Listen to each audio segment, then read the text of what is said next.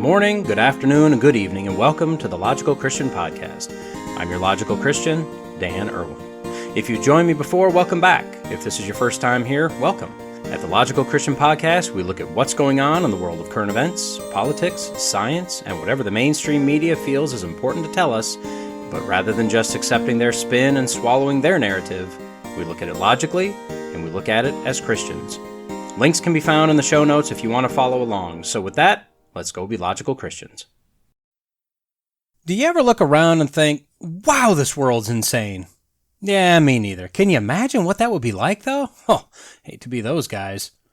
On an episode of The Simpsons, little Lisa, the brainy one, discovered the alleged Simpsons curse, that as you aged, you would become less and less smart, eventually turning into a Homer. She wrote in her journal, Dear Log, can it be true? Do all Simpsons go through a process of dumbing? Wait, that's not how you spell dumbing.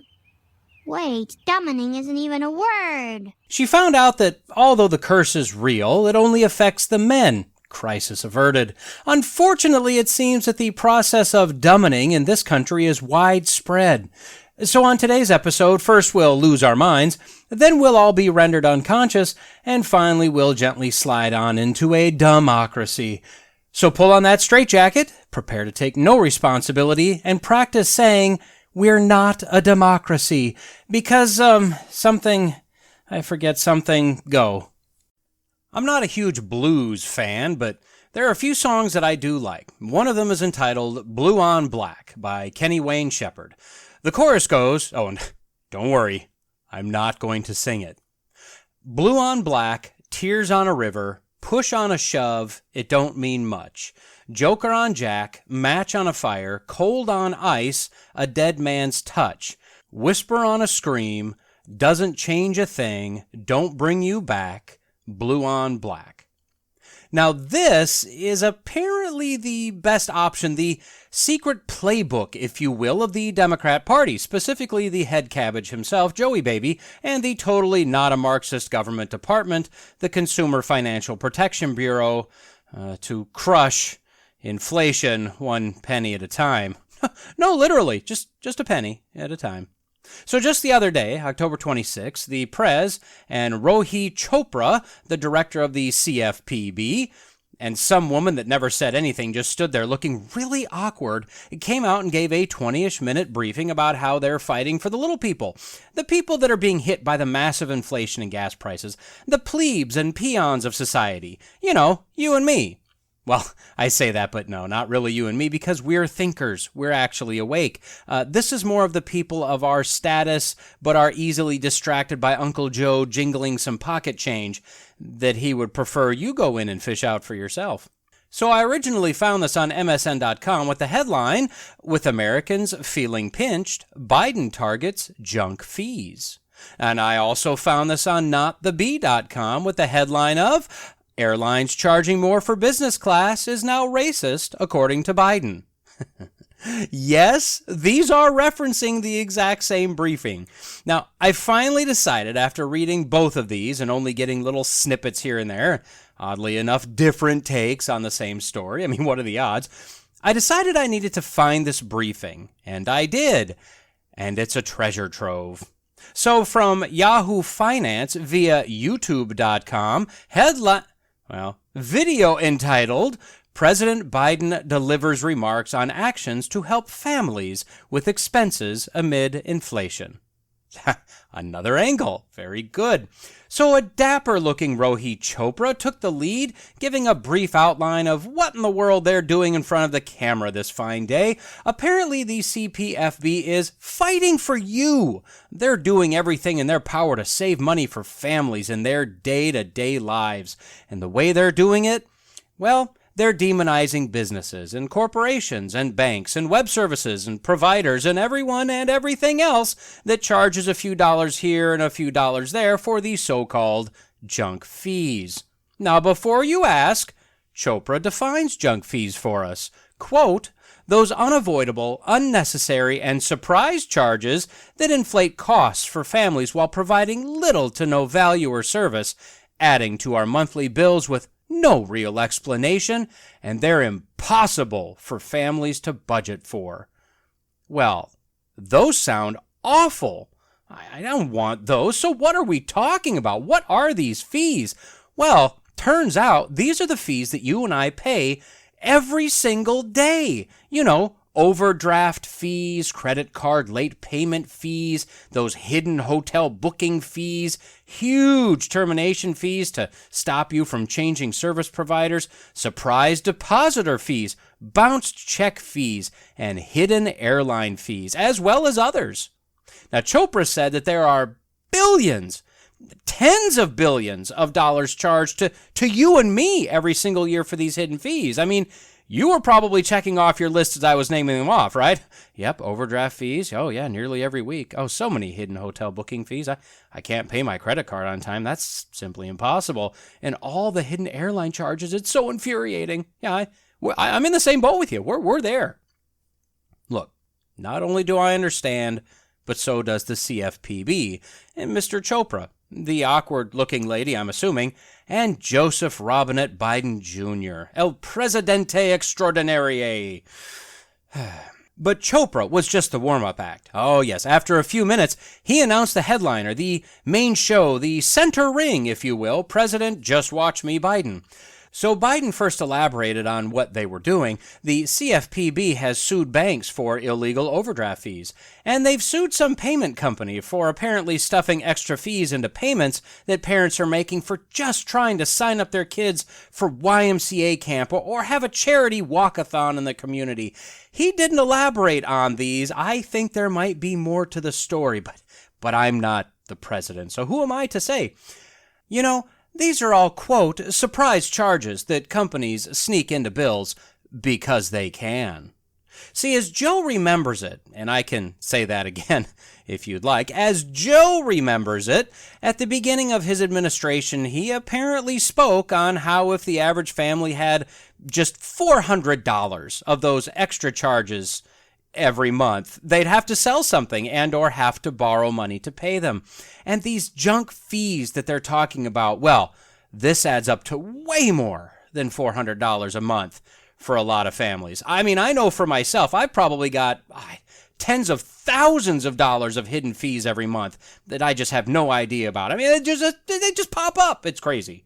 So apparently, his administration is making it illegal to charge a bounced check fee. They're making it illegal to have a surprise overdraft fee. Surprise! And just in case you don't understand how an overdraft happens, which how could we not? I mean, we're all dealing with them all the time. But don't worry, he explains it. He said that this is how it works. You go to pay a bill, you double check your account to make sure you have enough money, right? You're with him on this, right? And you double check your account first, every time. Now, after you check and you know that, quote, you've gotten the money, you pay the bill. Then it turns out your balance wasn't up to date because your bank was slow at processing other charges, although apparently lightning fast at processing this one. And now you've overspent. Then the bank, like some kind of horrible beast monster, charges you an overdraft fee. Quote, "It's not your fault. The bank screwed up. You didn't. The bank did. You had a positive balance when you paid the bill. It's simply wrong." See, there's absolutely no way you could have ever known that you didn't have the money in that account. If the bank doesn't tell you, how could you possibly know? As we all know, if your account says that you have money, and if you have checks in the checkbook, and or if your credit card still works, you've got money. So spend, spend, spend. All right, so what else are these just living saints doing for us? Well, the FTC is cracking down on deceptive, undisclosed fees, like processing fees for concert tickets or resorts or hotels. You know, all the hidden fees, the fees that you can't see anywhere, and then you get your bill or check your account and boom, hidden fees. And there's nothing you can do. They've already got your money. You're stuck. The DOT is going after those unfair airline fees, which are also hidden, like charges to check your bags or change your ticket or rebook your flight. Or if you want to sit next to your young child, did you know that they're hiding fees for all of this? Do you realize that you're literally being charged to check a bag? Did you know that if you didn't pay that hidden fee, you would not be allowed to sit next to your young child Oh, no, sir. They'd put you somewhere else in the aeroplane and probably put some gross old child-touching and sniffing old man next to your helpless child. Now, call me cheap, but I really feel that the airline's charging you a hidden fee to sit next to your child. Well, that's too far. That has just gone way too far. Now, apparently a couple of years ago, in the throes of the so-called pandemic, a lot of flights got canceled, and only one airline allowed you to rebook for free. Now, I find this hard to believe, but what the press said is that, quote, when Secretary Buttigieg called them out on this. Yeah, well, apparently now there are 10 airlines now that don't charge you a fee for a flight that they canceled on their own. Now, like I said, I don't buy this at all, but I also don't care enough to fact check it. I've got better points to be made. I just wanted to quote Biden saying, Secretary Buttigieg. He said that it's just not right for these companies to charge you fees and never tell you. Oh, and I agree. If they're just tucking all of these hidden fees in there, that's wrong. In fact, did you know that, quote, some airlines, if you want 6 more inches between you and the seat in front, you pay more money, but you don't know it until you purchase your ticket. Now, I hate that, I'll be honest. What? All I wanted was more space. More space is in business class, and you charge me more for that seat that clearly showed it was an upgrade and that it would cost me more? What kind of scam are you running, Mr. Airline? And did you know, oh, well, of course you did, that all of these fees hit the marginalized the most? You know, the low income and the people of color. Apparently, the low income and people of color have thick legs and need that extra seat space. And that's not right. It's not their fault that they have thick legs. And apparently they don't know how to track their spending or that clearly stated upcharges or how fees work because they're too stupid. Can anyone say soft racism once again? I mean, this mush brain throws the people of color sticker on his crap package trying to be mega woke, but only succeeding in being mega racist, as once again the very, very low view and low expectations of people of color come through. He went on to say that these fees don't hurt the rich. They hurt people like us, you know, the middle class, the ones that, quote, get up every morning and work for a living, put on their shoes, get out of bed, and go to work. Back that up. Yeah, that was a quote. So who are these people? Who puts their shoes on while still in bed? That might be the sign of a serial killer. So with all of this stuff that they're working on for you and the fact that Biden said these fees that you and I deal with every month, they're just costing us more than $400 a month, right? I mean, you're with them on that, right? How much are they going to save us with all of this wonderful stuff they're doing? Well, for starters, try $1 billion a year. Now, Biden pointed out that that's not for each person, that's total. I'm serious, he did. So let's say that the 200 million people around this country, they account for this $1 billion per year. That means that you'll be saving, and this is every single year, so just hang on, $5. And that's, like I said, every single year, $5, just boom, in your pocket. Now let's say that 200 million people is too many. Let's say that it's only 20 million people that suffer this injustice. Well, that's $50 every single year. Now, he alludes to the fact that if we can force corporations to comply, and if we sue enough companies and threaten enough others, that they can save you upwards of $15 billion per year. So if that's the 200 million people, well, that's $75 a year. But if it's only the 20 million that's dealing with this stuff, that's $750 every single year. Now, I'm just going to say that although I'd like $750 or even $5, I don't think that amount is life-changing for anyone.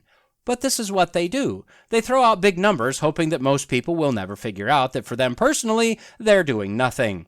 How does that $50 per year fight against the alleged $400 per month? I mean, we both know that there is likely nobody that's paying $400 a month in hidden fees, but how many people will just take that for granted and say, I could use $1 billion? He went on to address one of the other massive elephants in the room, gas prices. Now, if you think that you're paying more for gas, you're just an idiot, fool, stupid head. Bottom line, you have no idea what you're talking about. The cost per gallon has come down $1.25 per gallon since this summer. You know, when Biden drove them to literal record highs for this country, and it's just gonna keep going down. He says. He said that the average price over the last decade prior to the pandemic was $3.30 per gallon. So see, you're fine. Well, I found a site, axlewise.com, that has the actual average cost of gas in the country back to 1978. This person added in the inflation-adjusted price based on 2020 prices. This is an interesting graph. We see that for the straight-up dollar figure, we're pretty flat, with a slight increase from 78 to 99, then a decent increase to 2004, then it jumps way up and way down, peaking in 2008. Think of the last recession. Then spikes again from 2011 to 14, thanks Obama, then drops dramatically from 15 to 20, literally, thank you, President Trump, then spikes again in 2021. And 2022 is not on the graph, but it would be even higher. The more interesting part of the graph, though, is the inflation-adjusted cost. It's basically flat from 78 to 2002, and then it actually starts to drop through 2020, and then in 2021, a massive spike of 90 cents per gallon.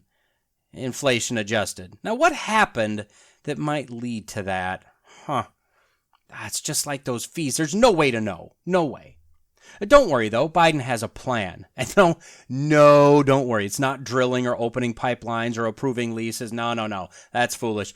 Quote, "It'll come down more when gas companies and the oil companies agree to my demand to pass on the savings from the price of a barrel of oil, which is considerably down, to the pump, where, in fact, you get charged by the gallon."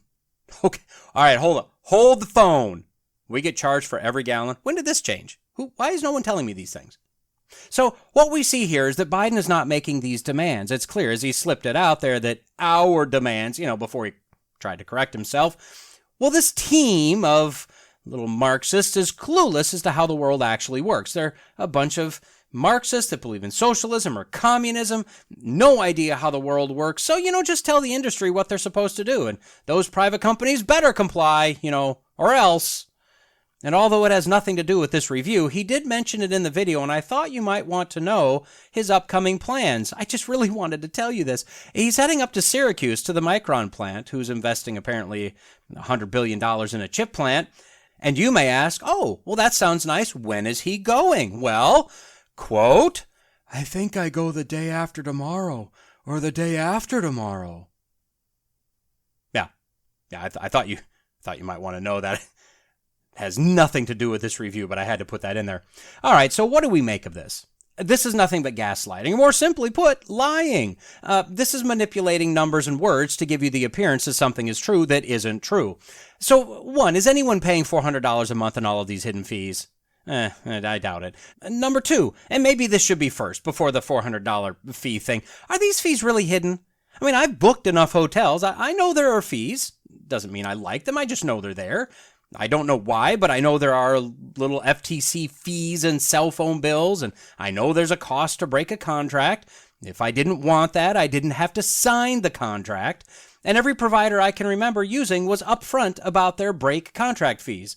I've also booked enough airplane tickets, and the upcharges have been spelled out fairly well, which is why I try to stay away from them.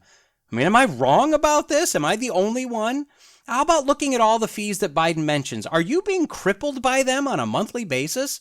And number, I don't know, what are we on? 3, 5, 10? I don't know. C, how is it the government's or the president's job to tell a private business how to run? If we, the consumers, don't like their business model, we will vote with our dollars and forget about the company or the bank or the airline that's charging unreasonably severe fees. Just Don't give them your money.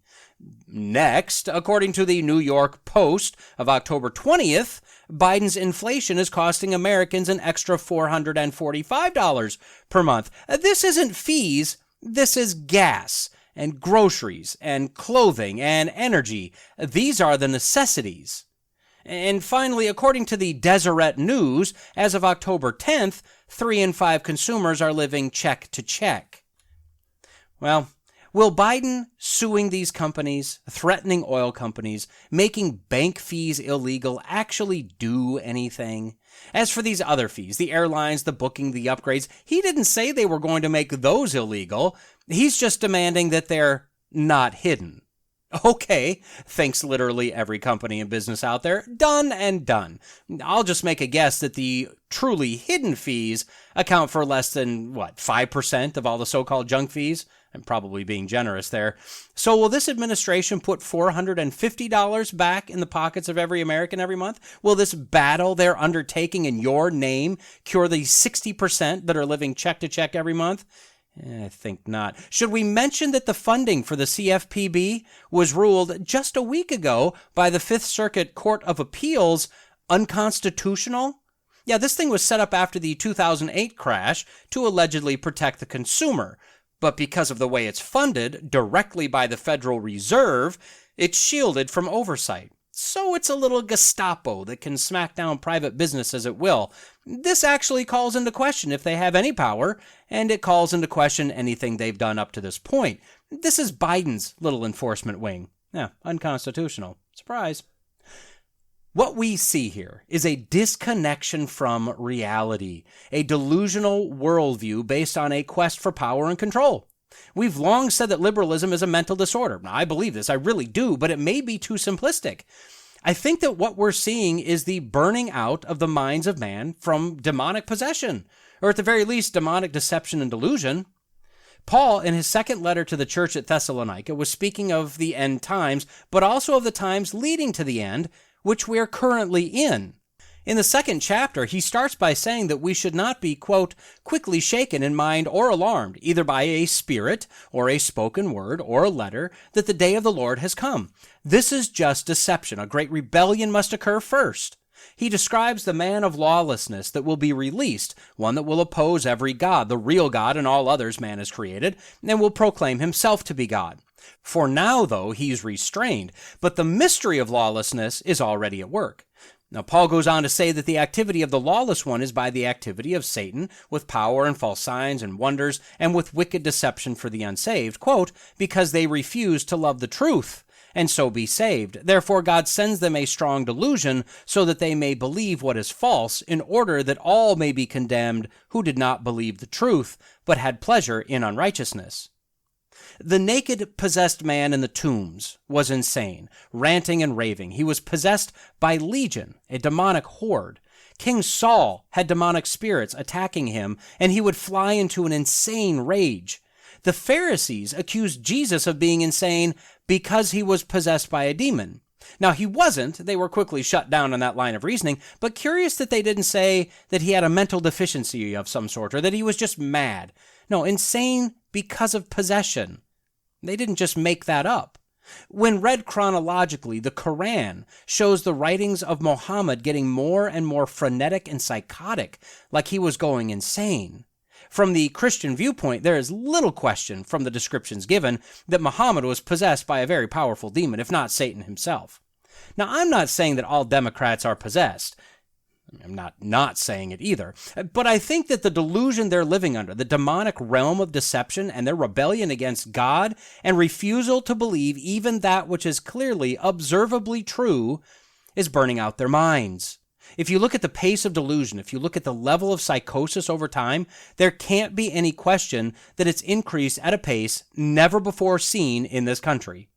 Denial of life, denial of manhood or womanhood, denial of dementia, the claim that what is clearly recorded and viewed by tens of millions is not true, the return of racism only done under the guise of anti-racism, the belief that you can be trans anything you want, well beyond gender, the calls for genocide of a skin color or a political party, the affirmation of grooming and abusing of children, and the list goes on and on.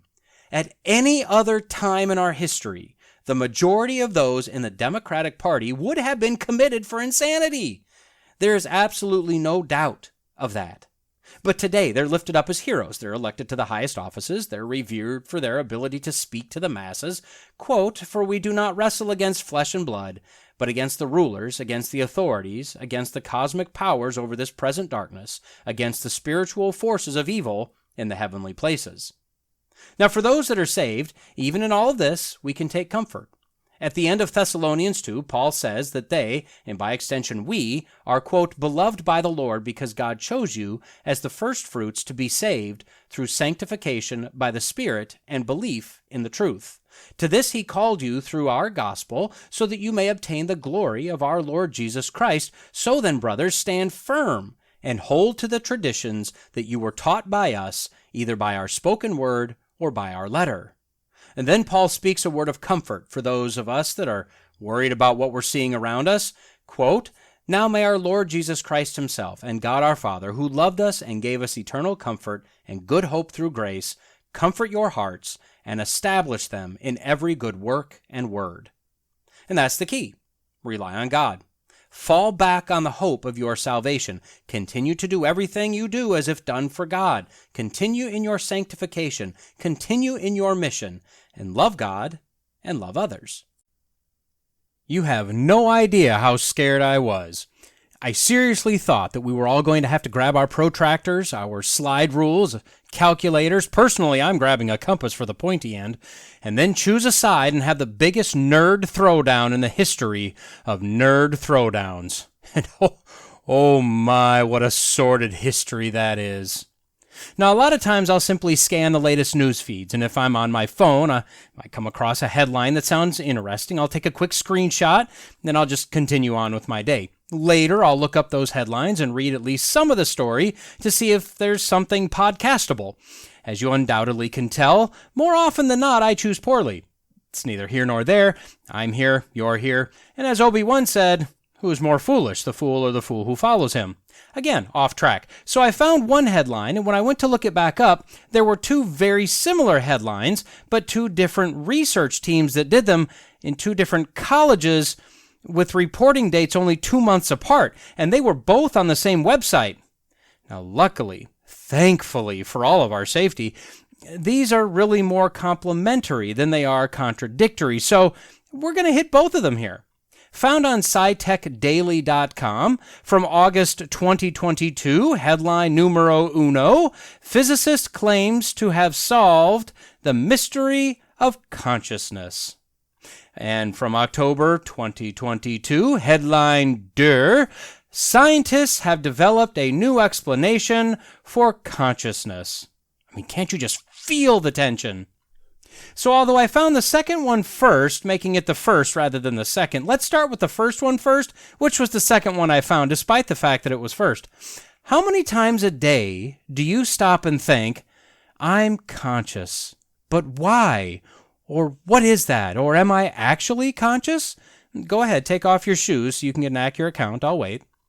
No? Well, I think we can agree that most of us ponder our consciousness with frightening regularity.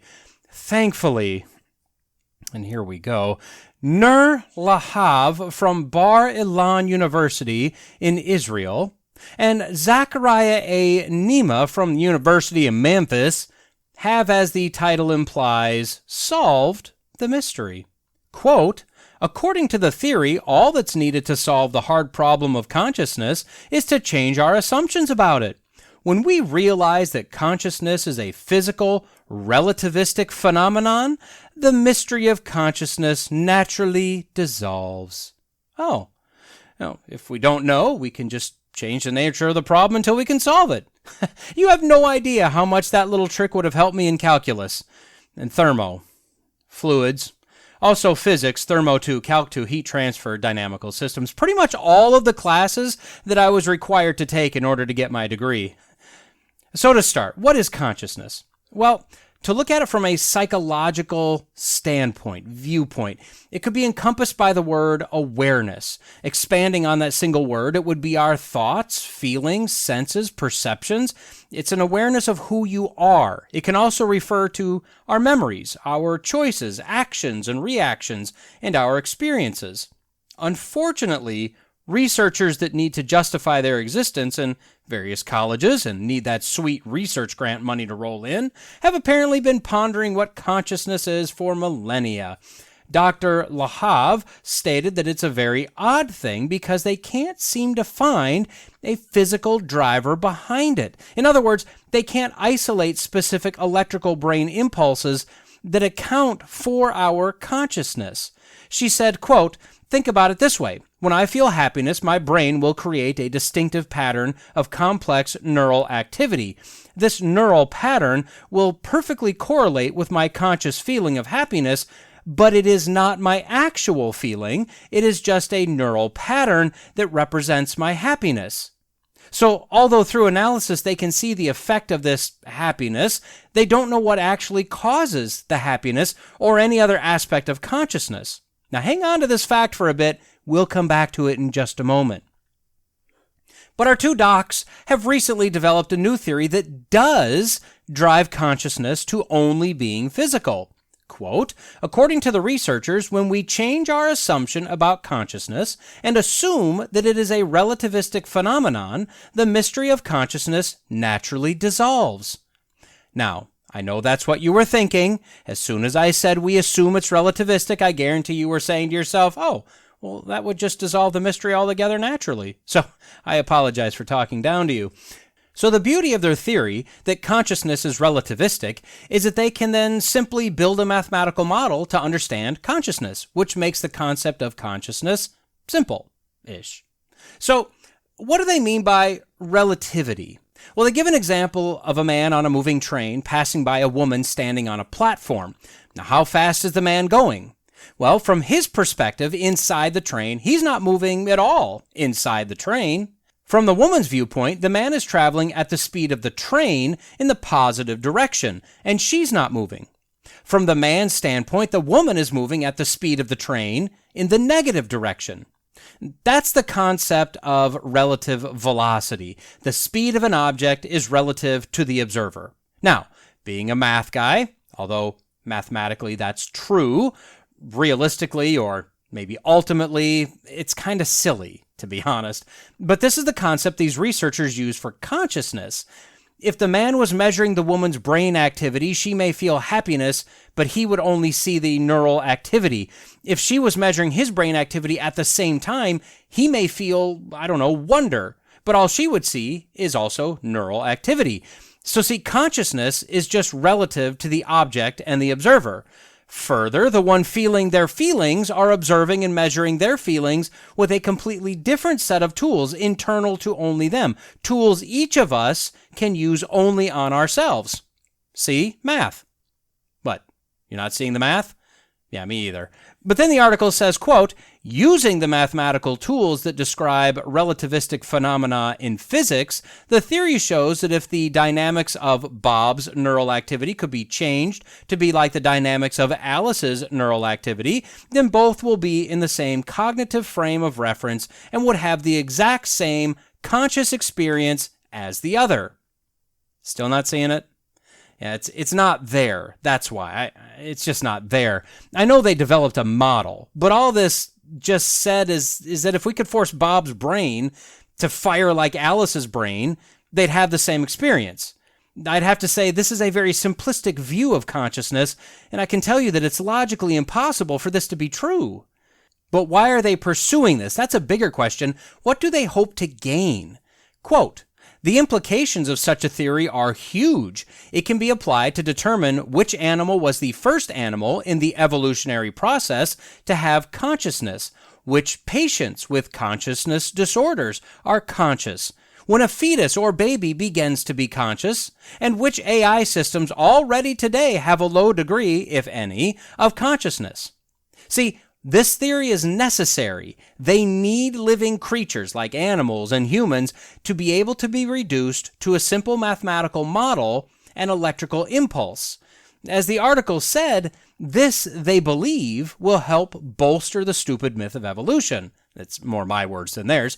See, although evolution is physically impossible, or for sake of argument, let's just say it's infinitely implausible, the one thing that organic evolution, life coming from non-life, can't explain is consciousness. From an evolutionary standpoint, there is some use for memories, but nowhere near the capacity for memory that we have as humans.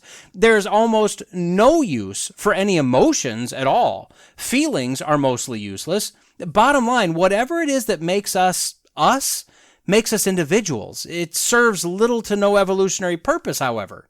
So, if they can reduce it to physical phenomena governed by a mathematical model, they can then come closer to tying it to evolution. Additionally, as the article stated, they could use this model to determine when to pull the plug or just let someone die. Because if they have a mental disorder, they can then calculate the likelihood someone is truly conscious and the mathematical level of consciousness that they have, and then make a decision.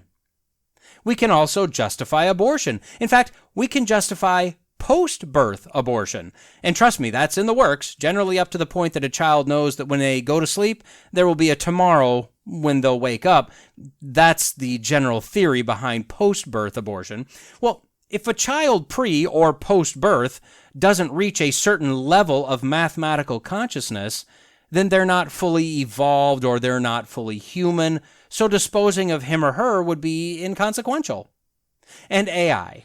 I've said this before, that everyone, the biggest brain thinkers out there, they believe that AI will become self-aware. And none of them will admit it seriously, but they're afraid of a Cyberdyne Systems Terminator scenario. Personally, I just can't see a logical path to AI becoming self-aware to the point that it could ever outthink a human. But if all we are is electrical impulses, then sure, it could. And we can't let that happen because,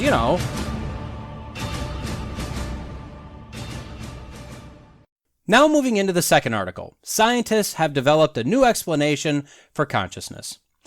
This is not so much how it exists, like the first article, but more of why it exists. So the first article said that the conscious is relativistic. This one says it's subjective. Fight, fight, fight. This research is coming out of Boston University's Chobanian and Avadasian School of Medicine. It just rolls off the tongue, doesn't it? And yes, in answer to your question, I did go find a YouTube video talking about the aforementioned school so I could understand how to pronounce said school's name that I shan't be attempting again. So this research also takes a shot at describing the evolution of the conscious, because again, they must have this thing that can't be understood through science, understandable through the application of science, or else it will continue to haunt the evolutionists for the next billion years. Now let Andrew Budson, MD, professor of neurology, explain their theory. Quote, "In a nutshell, our theory is that consciousness developed as a memory system that is used by our unconscious brain to help us flexibly and creatively imagine the future and plan accordingly.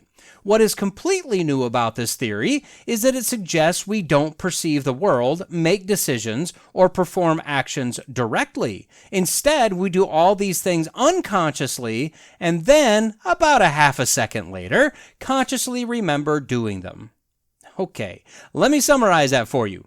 We act or react unconsciously, which could be mechanics explained through evolutionary theory. Then we simply remember what we did, which memory could be explained through evolutionary theory, and our brain tricks us because of the very short time betwixt the two into thinking that we consciously made the decision to act.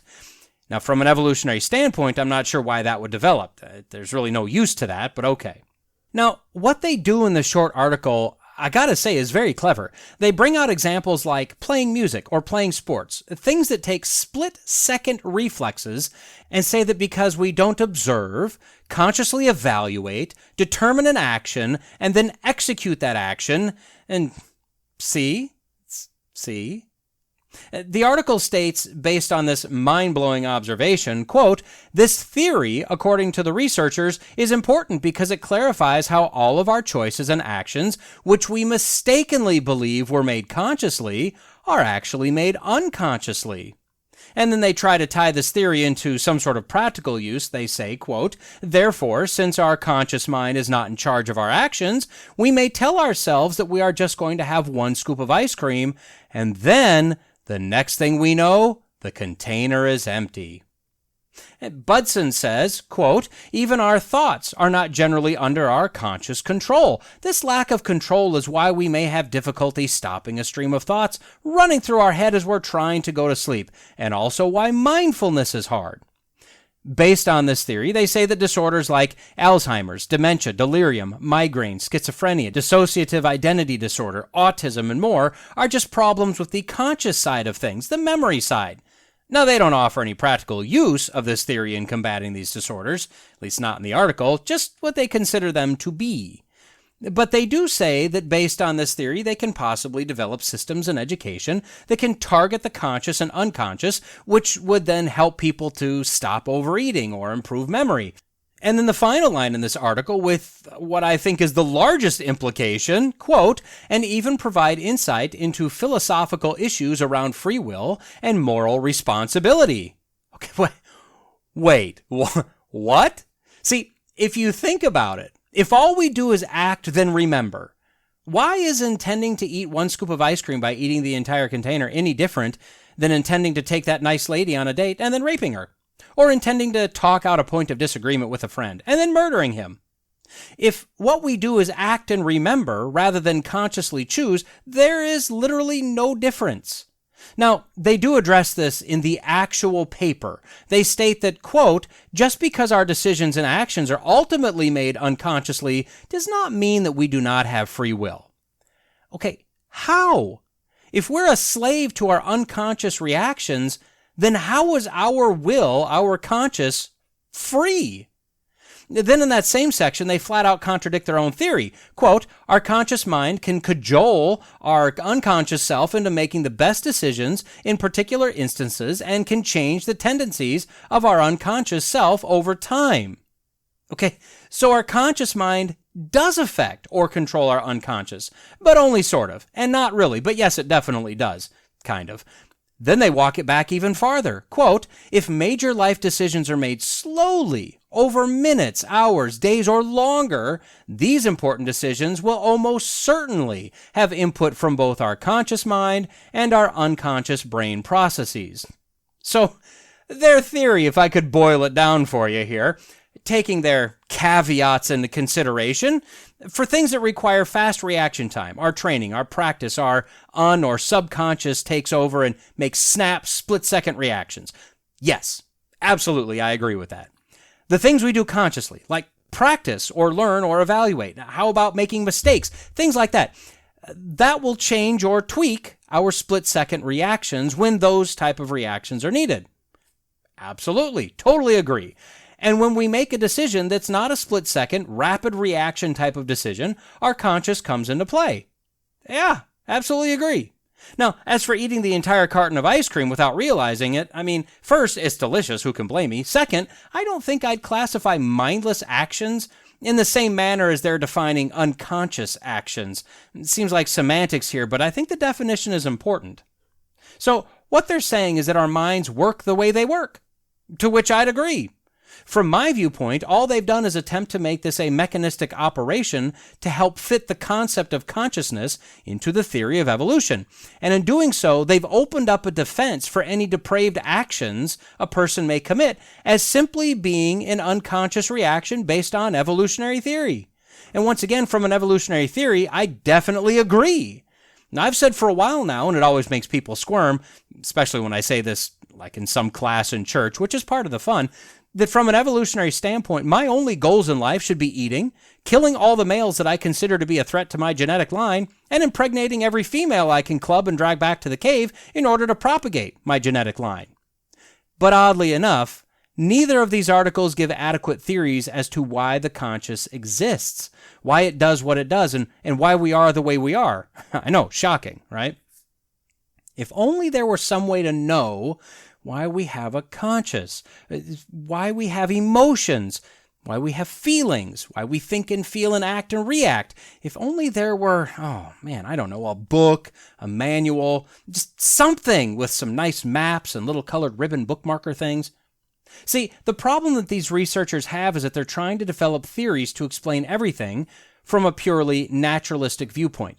Now, I have no issue with developing such a theory, but when they repeatedly can't make their theory work, they can't explain why this exists, and have to come up with, frankly, silly explanations, it's time to broaden your science, quote unquote, into all possibilities.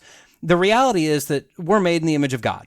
As I've said before, that has nothing to do with physical looks. It means that we have emotions. We think and reason. We feel. We understand mercy and justice and grace and other conceptual, otherwise unexplainable things. When you look in the Bible for the word conscious, as Paul tells us repeatedly to keep a clean or a clear conscience, or that the conscience will accuse or even excuse a person, and that the conscience could be seared and hardened, the word used is suneidesis. This word translates per Strong's dictionary as joint knowing, specifically the joining of moral and spiritual consciousness as part of being created in the divine image. See, consciousness can't be explained without a supernatural cause. There is no reason for morals and laws, right or wrong, to develop or be written on our hearts from an evolutionary worldview, as I said previously. At least, there's no reason for them to develop as a universal set of morals. If evolution were true, everyone's morals would be different, and there would be no way to claim any absolute right or wrong. In order to have morals or laws, we must have a moral and law giver. We must have an absolute in order to base our, admittedly less than perfect interpretation and application of laws and morals on. To try to justify the image of God that all mankind is created with as instead a random process of chemical reactions, frankly, it gives us exactly what we've got, a society that has a very low view of humanity, very low view of life in general, and a desire for moral relativism. My truth is true for me. You can have your own truth, even if it's different. The theory of evolution and the ramifications of that theory are, in my opinion, one of the most destructive theories that so-called science, or Satan, has ever concocted. The subtlety of the theory, the widespread acceptance of this theory by Christians and non-Christians alike has destroyed and will continue to destroy countless lives and the faith of millions. And sadly, most churches today are what I would consider derelict in their duty to rightly divide the word of truth regarding the creation of this existence. The focus is turned to the New Testament, specifically the Gospels, and specifically love. And all of those are of the utmost importance. But if we don't have the solid foundation of the history of the creation, as chronicled in the first few chapters of Genesis, we have nothing to base our faith on, no reason to believe anything the Bible says, and the life, death, and resurrection of Jesus was done for absolutely no reason. Evolution says a long series of death brought forth humans, which brought forth sin, rather than humans being created, humans sinning, and sin bringing forth death. If death was not a consequence of sin, Jesus died for nothing. You simply cannot logically mix evolution and the Bible. These theories that we can just reduce everything to a simple mathematical, mechanistic model, or that we're not thinking, reasoning, moral creatures, but rather beings that simply react or act unconsciously, these are unbiblical. They're very dangerous, and they need to be called out for what they are, an ideology, an anti-God religion unto themselves. Regardless of what you call them, they should never be considered science, and frankly, they should never even be considered. Commander-in-Chief, Chief Executive, Head of State, Leader of the Free World. These are just a few of the ways we refer to the President of the United States. Obviously, given the country's position on the world stage and the immense power that this one man wields, we would only elect into this esteemed office the best, brightest, most competent person available in the entire country. I mean, it wouldn't only be foolish, it'd be suicidal to do anything but that. Anyway, welcome back to the American Genesis. This is episode 15, also known as part 7 of our look at the Constitution of the United States. In the last episode, we started our look at Article 2, outlining the executive branch. We were only able to get through Section 1, but on this episode, we will definitely make some more progress. So starting with Section 2 of Article 2, we read, "The President shall be Commander-in-Chief of the Army and Navy of the United States and of the militia of the several states when called into the actual service of the United States. He may require the opinion in writing of the principal officer in each of the executive departments upon any subject relating to the duties of their respective offices, and he shall have power to grant reprieves and pardons for offenses against the United States, except in cases of impeachment. He shall have power, by and with the advice and consent of the Senate, to make treaties, provided 2/3 of the senators present concur, and he shall nominate, and by and with the advice and consent of the Senate, shall appoint ambassadors, other public ministers and consuls, judges of the Supreme Court, and all other officers of the United States, whose appointments are not herein otherwise provided for, and which shall be established by law. But the Congress may by law vest the appointment of such inferior officers as they think proper in the President alone, in the courts of law, or in the heads of departments.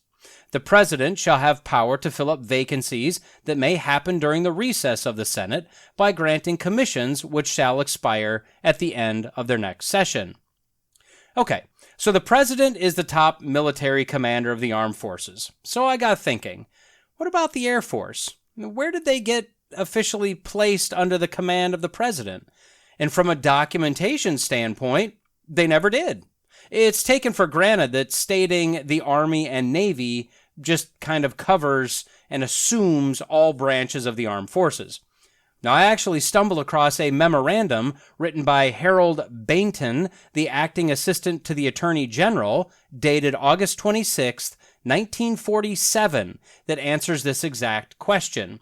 Apparently, this question was raised by someone at that time, right after the Air Force was created. And the summary is basically, don't be silly. Of course, the Constitution means all armed military forces.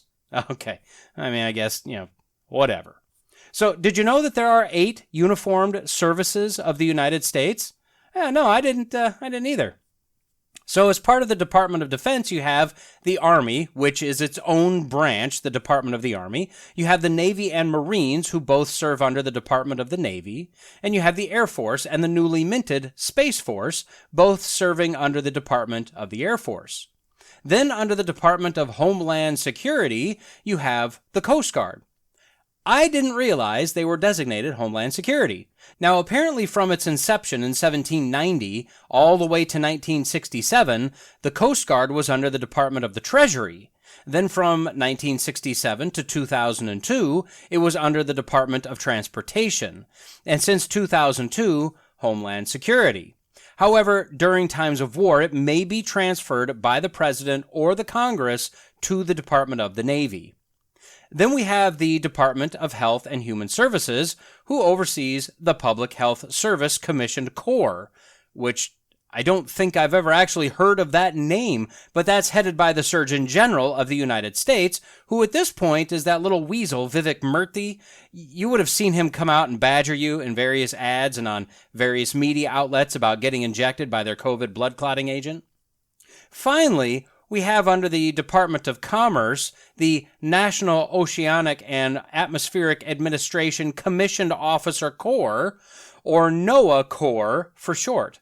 Now, I knew NOAA existed, but did you know that there was a Commissioned Officer Corps for NOAA? I didn't know that one either. So the President is commander over all of these uniformed services. And can I just say, this fact terrifies me at this current point in time. I mean, for no particular reason. Maybe I'm just a nervous fella. It's just saying. The next clause, termed the opinion clause, kind of threw me as for why that was even in there. I mean, he can ask for the opinion from the various departments. In other words, he can seek counsel from others. Seems like a no-brainer. So I looked it up. Well, it's literally as simple as it sounds. The President can act, in some cases on his own, but he can also ask for others to give their opinions. The reason this clause is in the Constitution is because of the way things worked under the king and two different opinions as to how power should be vested in the president. So, to boil it down, the king had a privy council that he could consult with on a regular basis before making decisions. The two sides of this argument were for the president to have a council in a similar manner or have no council at all. The reason the one side didn't want him to have a specific council is because they were vesting a lot of power in the president, and with that, responsibility, and it was put in this single person. They didn't want him to be able to either shirk his responsibility by blaming his council or coerce them to agree with his opinion so he could deflect blame. The compromise reached is what we have in the Constitution here. The president doesn't have to, but he may request in writing opinions from any of the heads of various departments. But it's also up to him who, if any, he asks. This is what we know of as the president's cabinet today. Now, if you're curious why we're in the position we're currently in, the main members of President Joe Biden's cabinet are Kamala Harris, Lloyd Austin, Antony Blinken, Janet Yellen, Merrick Garland, Dennis McDonough, and Alejandro Mayorkas. Now, I don't know who Dennis is, but I guarantee that you or I could do a better job than any of those other clowns. Just right out of the chute, we could do a better job. Most, if not all of them, should be impeached, at a minimum, in my humble opinion. Harris is incompetent. Austin and Blinken, let me just say Afghanistan. That should be enough said. Yellen for tanking the economy, Garland for blatant abuse of powers, and Mayorkas for allowing an invasion of our southern border. All of these should be gone. Some should be brought up on various charges. Again, my opinion. Although not technically illegal, I would question if the slate of unaccountable, unelected advisors the president can appoint for the White House or the executive office violates the intent of the Constitution. Now, most of those on the left had a major issue with Trump appointing family as advisors. And I can actually see that. It is a conflict of interest, especially with a parent-child relationship. Now, personally, I kind of have a big problem, as big as that, if not bigger, with whatever Marxists Biden has appointed, because of Marxism. But this has been allowed by Congress, so there's really nothing that we can do about it right now. The Senate has various checks on the president. The Senate must agree with proposed treaties as well as appointments of those to lead certain departments and ambassadors, federal judges, Supreme Court justices, and others. But as I said, positions in the executive office and certain advisors, as well as other senior-level positions, can be appointed without the Congress getting involved. And finally, he can make appointments requiring approval without approval if he does it while the Senate is in recess. Now, this is basically a game. At least it is now. Trump made history by not making any recess appointments. Not that he didn't want to, he was just challenged on that. And absolutely everything else he tried to do, including just breathe. Unfortunately, a just-in-case clause is now nothing but a game. If you have a friendly Senate and you have some controversial individuals you want to appoint, just get them to go ahead and recess, and then you can appoint them before the Senate reconvenes. There's a lot of talk, and there's been a lot of talk, about ensuring that we're not violating the intent of the Constitution. Well, to me, this is a pretty blatant violation of the intent. But again, look around. Here we are. Let's move on to Section 3. Section 3 says, he shall from time to time give to the Congress information of the state of the Union and recommend to their consideration such measures as he shall judge necessary and expedient. He may, on extraordinary occasions, convene both houses or either of them, and in case of disagreement between them, with respect to the time of adjournment, he may adjourn them to such time as he shall think proper. He shall receive ambassadors and other public ministers. He shall take care that the laws be faithfully executed, and shall commission all the officers of the United States. Okay, yes, the State of the Union. Now, you may be surprised to know that the founders did not intend for the State of the Union to be a three-ring circus. They probably never envisioned it to be a display where one side claps every 4 words that are uttered and the other side boos everything. And then, of course, you have the crypt keeper standing behind you, struggling to muster up the strength to tear some pieces of 32-pound paper in half. In fact, this wasn't even a requirement to do annually, nor was it a requirement to be a speech. Some presidents gave a speech, some just a written report. I think I'd rather that they just submit a written report. Skip all of the crapulence and the dog and pony show. It's just self-aggrandizing. Now, I find it interesting that further in this section, the president is supposed to, quote, take care that the laws be faithfully executed. See, I find it interesting because it seems to me that most of the presidents in my lifetime have done everything they could to try to figure out how to skirt or outright ignore the laws. That seems to be the main job of the Attorney General these days. Look for loopholes in the law for the president to use. Well, let's move on and finish Article 2 with Section 4. Section 4 states, the President, Vice President, and all civil officers of the United States shall be removed from office on impeachment for and conviction of treason, bribery, or other high crimes and misdemeanors. Oh, sorry, got lost in my daydreams there for a minute. Where were we? Oh, yeah, impeachment. To date, and I'll be honest, I hope we add one more of these soon, there have only been 3 presidents that have been formally impeached. However, they were never convicted by the Senate, only impeached by the House. Now, I covered this previously. If you'd like specifics, go back to Part 3 of our look at the Constitution. The 3 that were impeached, just as an FYI, are Andrew Johnson, Bill Clinton, and Donald Trump, twice. Just go check out Part 3 for more on that. Now I want to briefly wrap up this section with the controversial topic of executive orders. And I say controversial, but really it's only about 50% of the population that finds it controversial. And that 50% changes based on the letter the president has after his name. Simply put, the president has the ability to issue memoranda, proclamations, executive actions, and executive orders in order to run the executive branch and the country. This ability is not spelled out in the Constitution. It's just accepted. The problem or the controversy is that the Congress is the law-making body of the government, but executive orders can have the force and effect of law. Now, at this point in our history, if any president signs an executive order that the other side doesn't like, legal action will be sought immediately, and the order will either stand or be struck down. It's still not law if it stands, but they can be enforced as law. The Congress could take up this presidential desire and make it law, or they could make a law nullifying the order, and the next president can come in and nullify or even directly reverse the orders by the previous president. So much like the rest of our government today, once again, it's literally just a game, just a childish game. Now, the only president to never sign an executive order was William Henry Harrison. He died 1 month into his presidency, so it wasn't like he was just that principled or anything. Grover Cleveland, our 22nd president, was the first one to issue over 100 orders in his time, and then it's a mix of Democrats and Republicans, and we think that our current presidents are just abusing the system, which may be by nature of the orders they are, but not by numbers. They're rookies by numbers.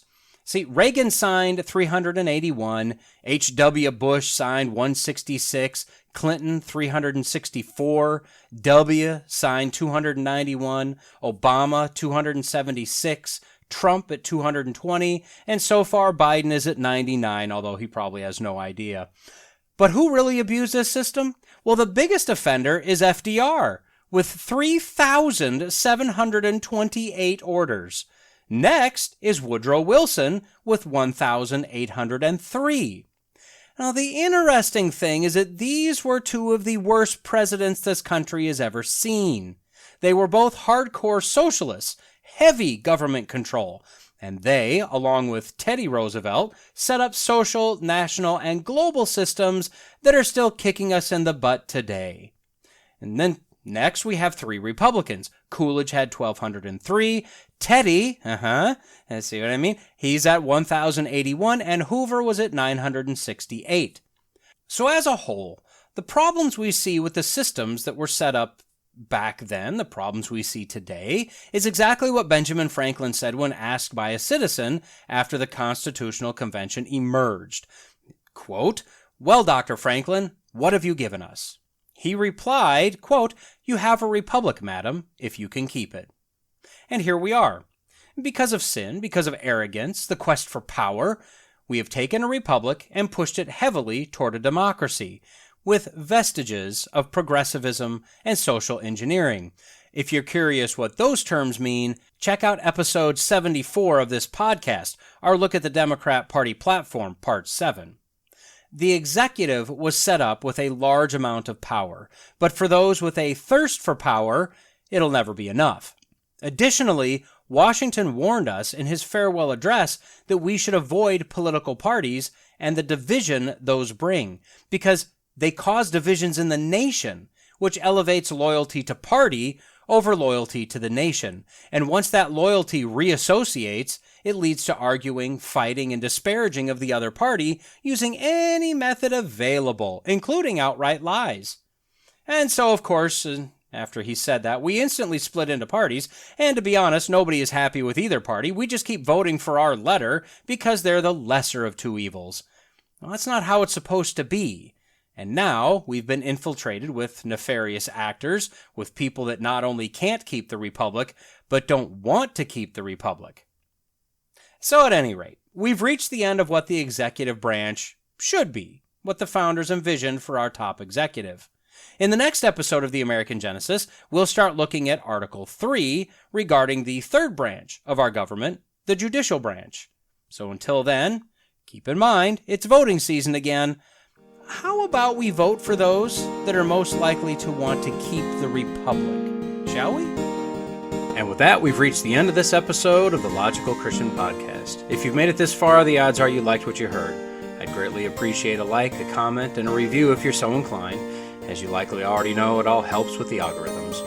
Don't forget to subscribe so you can be notified whenever a new episode drops. And finally, if you found this podcast useful or entertaining, share it with your friends, your enemies, your in-laws, your outlaws.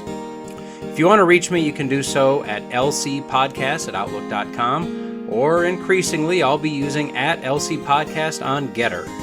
Lawrence J. Peter said, "Against logic there is no armor like ignorance. But Jesus told us that if you abide in my word, you are truly my disciples, and you will know the truth, and the truth will set you free." So stay in the word, stay logical, stay faithful, and until next time, God bless.